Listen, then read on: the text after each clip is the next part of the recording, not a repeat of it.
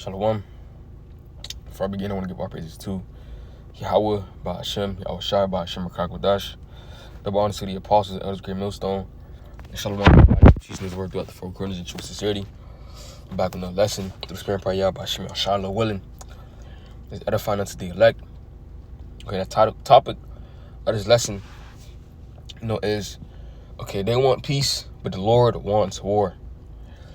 Okay, because I remember reading an article on End Times headlines, how basically Trump said, we want peace.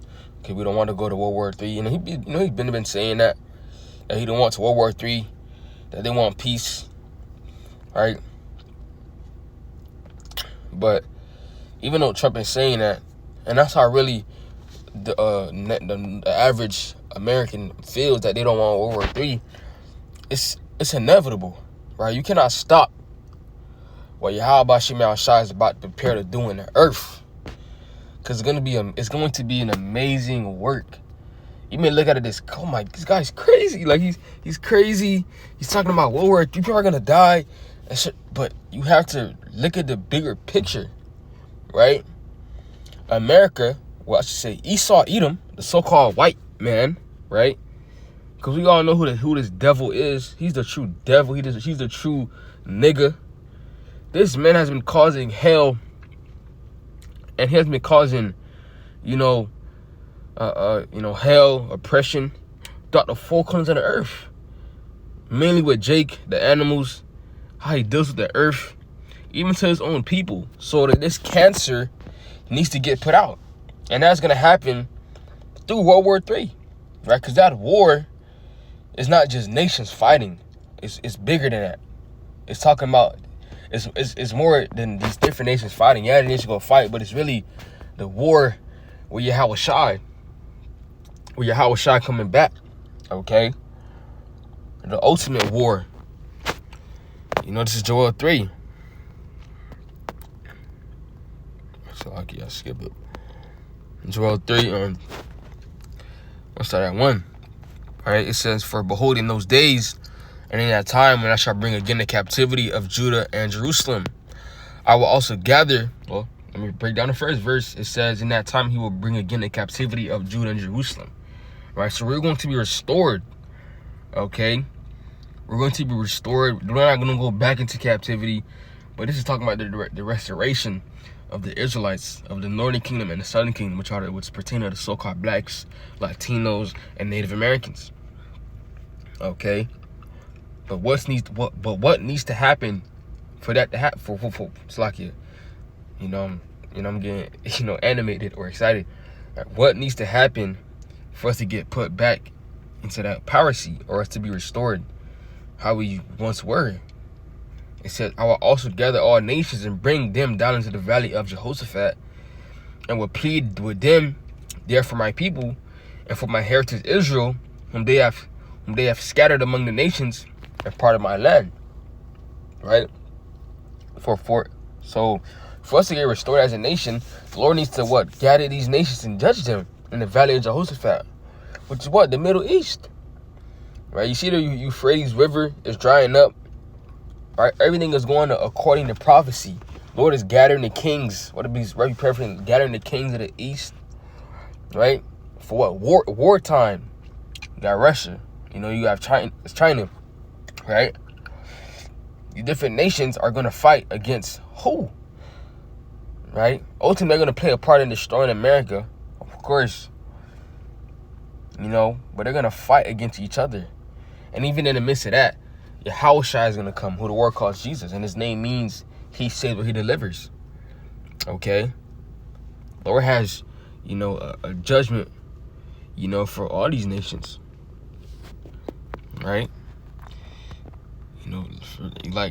Like those troops that pierced him.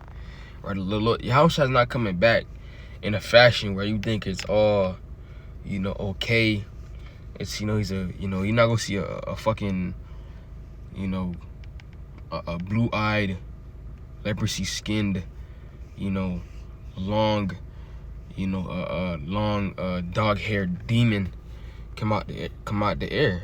Right? This Revelation 1:7 says, "Behold, he coming with clouds."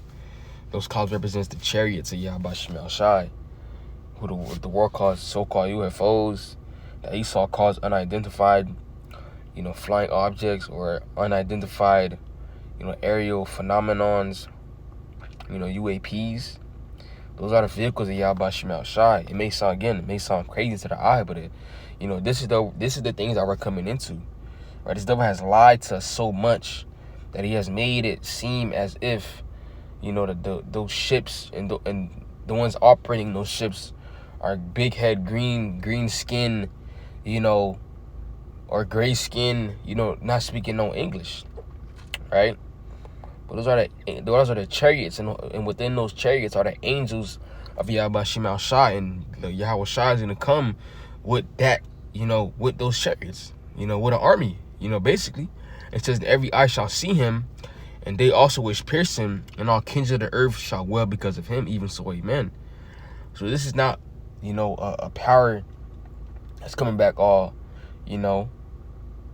happy and, sunshine and rainbows. It says he's gonna make, he shall, every eye shall see him, they also which pierced him, and all kindred of the earth shall well because of him. This doesn't sound like, what they talking about in those Christian churches. Okay? And it says those which pierced him. Because, if you understand reincarnation, okay, those soldiers that pierced Yahweh Shai, during the time of his, crucifixion. Because the Lord come back for payback too. So you say vengeance, okay, is in his heart. Okay? Scripture, it may be all over the place, but all this is wrapping into, World War III, because Yahweh Shai is going to play a very, very important part in World War III. Okay? It's Isaiah 47. And I'm starting at 1.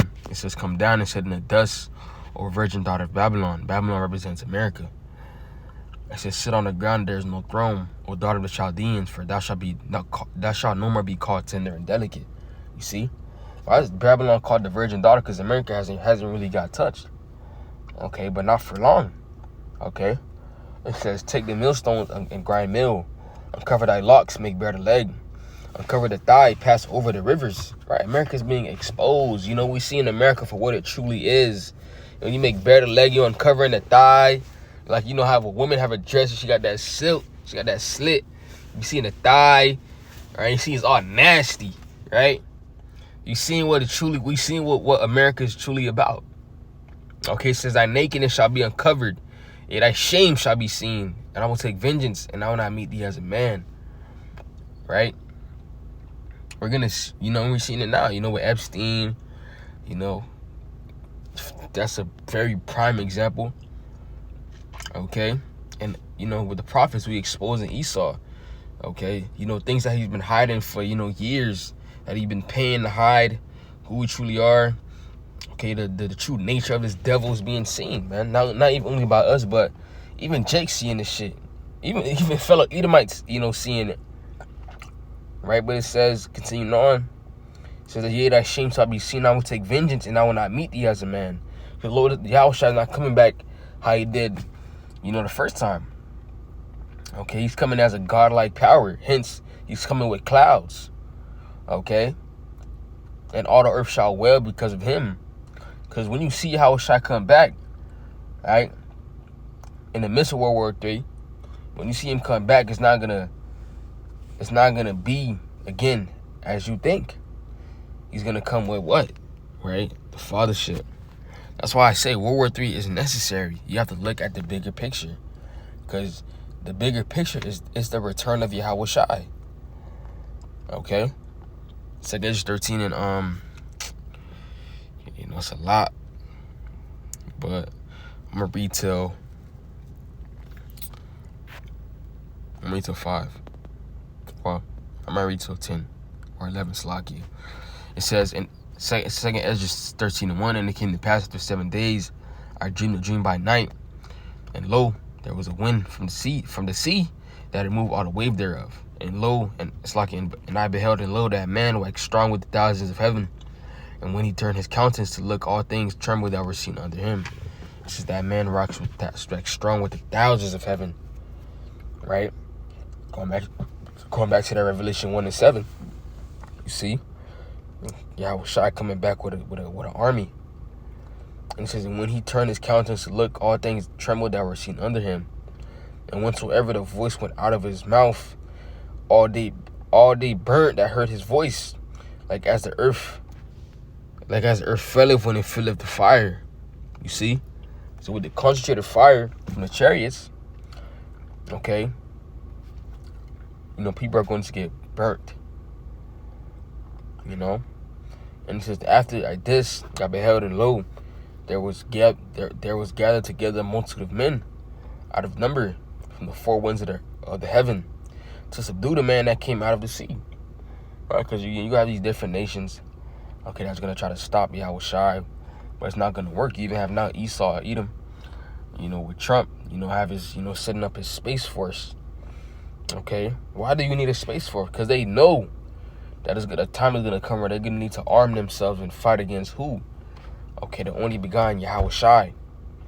It says, but I beheld, and lo, he had graved himself a great mountain and flew upon it. But I would have seen the region or place whereout the hill was graven, and I could not. You see? Because the chariot that Yahweh Shai is coming in, the fathership is going to be so large that you won't be able to see the beginning or the end of it.